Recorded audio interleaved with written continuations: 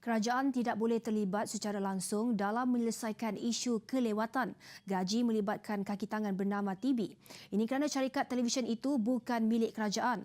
Namun menurut Menteri Komunikasi dan Multimedia Datuk Seri Ahmad Syabri Cik, kerajaan menerusi beberapa pihak terlibat akan berunding untuk menyelesaikan isu ini atas dasar kemanusiaan. Datuk Seri Ahmad Syabri menjelaskan walaupun BTV bukan milik kerajaan, namun Pertubuhan Berita Nasional Malaysia bernama memiliki 33% saham dalam syarikat berkenaan di samping ada beberapa pekerja bernama juga bekerja di bawah BTV. Tambah beliau, kementeriannya sedia menghulurkan bantuan kepada kaki tangan BTV, namun ia perlu ikut prosedur yang ditetapkan. Orang mengatakan bahawa nama bernama TV kerajaan kena tanggung. Saya kena ikut dari segi peraturan-peraturan bahawa kalau kerajaan tanggung syarikat swasta yang lain yang dia punya model bisnes dia ialah untung rugi. Ketika dia wujudkan dahulu dia merasakan dia akan dapat keuntungan. Tiba-tiba dia rugi maka kerajaan tanggung. Di atas kerugian dia maka kerajaan kena bayar. Apakah itu suatu amalan yang betul?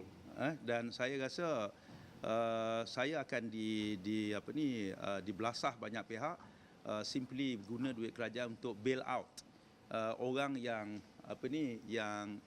rugi. Datuk Seri Ahmad Syabri juga menyatakan beliau akan berjumpa dengan pihak tertentu hari ini untuk menyelesaikan perkara terbabit. Tegas beliau, inisiatif ini hanya dilakukan atas dasar kemanusiaan di mana kementeriannya juga sedar akan keperitan yang dilalui pekerja BTV. Kelantan pun kita tolong, takkanlah di kalangan rakan-rakan warga media apabila mereka terdesak kita tak bantu.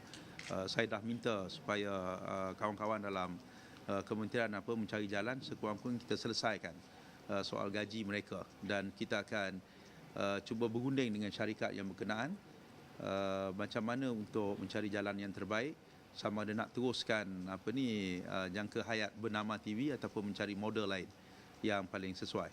Pada 9 Februari lalu, hampir 140 orang pekerja syarikat stesen TV berkenaan diarahkan mengambil cuti sehingga diberitahu atas sebab tidak dibayar gaji bulan Januari. Kali terakhir kaki tangan BTV menerima gaji adalah pada 24 Disember tahun lalu. Selain 33% equity yang dipegang bernama dalam syarikat ini, 67% pegangan lagi dimiliki Redberry Sendirian Berhad, Hallmax Entertainment Sendirian Berhad dan Standard Code Sendirian Berhad. Sementara itu, ditanya berhubung status pekerja kontrak radio televisyen Malaysia, RTM, yang juga tidak dibayar gaji bulan lalu, ini jawapan beliau. Cuma ada masalah komunikasi di kalangan, bukan tak nak bayar, bukan tak ada duit, tetapi aspek memproses klaim mereka. Ini pekerja kontrak, bukannya pekerja RTM, klaim mereka yang telah dibuat, kalau tak silap saya, selepas tanggal 20 hari bulan. Selepas 31. Klaim dia sebelum tu yang dibuat selepas 31 Disember. Yang diproses dan akan diselesaikan pada bulan yang akan datang. Itu je. Sumber portal berita tempatan sebelum ini melaporkan kaki tangan kontrak RTM tidak dibayar gaji melebihi 2 bulan sejak tahun lalu.